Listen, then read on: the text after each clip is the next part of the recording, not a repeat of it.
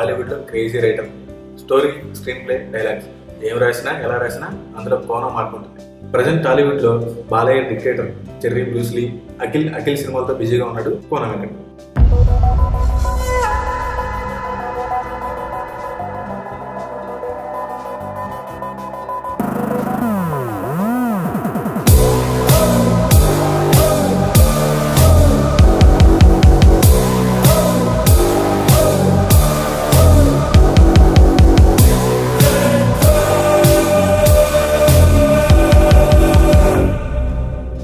కోన గతంలో అతులకు సుందర్ శ్రీదేవితో సినిమా చేయాలని చాలా ట్రై చేశాడు. ఏమో కానీ మళ్ళీ ఆ సినిమా మాటెత్తలేదు అక్కడ. కానీ ప్రస్తుతం కోన శ్రీదేవితో సినిమా చేస్తున్నాడు. ఈ విషయం స్వయంగా శ్రీదేవి కన్ఫర్మ్ చేసింది. కోన చెప్పిన కథ నాకు బాగా నచ్చింది, 2-3 monthsలో ఆ మూవీ స్టార్ట్ అవుతుందని చెప్పింది శ్రీదేవి. ఇండియన్ ఫిల్మ్ హిస్టరీలోనే సెన్సేషన్ క్రియేట్ చేసిన బాహుబలి మూవీలో యాక్ట్ చేయనని చెప్పిన శ్రీదేవి కోన సినిమా చేస్తానని చెప్పిందంటే కోన ఎంత మంచి కథ చెప్పాడో అర్థం చేసుకోవచ్చు. దీని గురించి మరిన్ని డీటెయిల్స్ తెలియాలంటే కొద్ది రోజులు ఆగాల్సిందే. బన్నీ ఫోన్ చేశాడండి.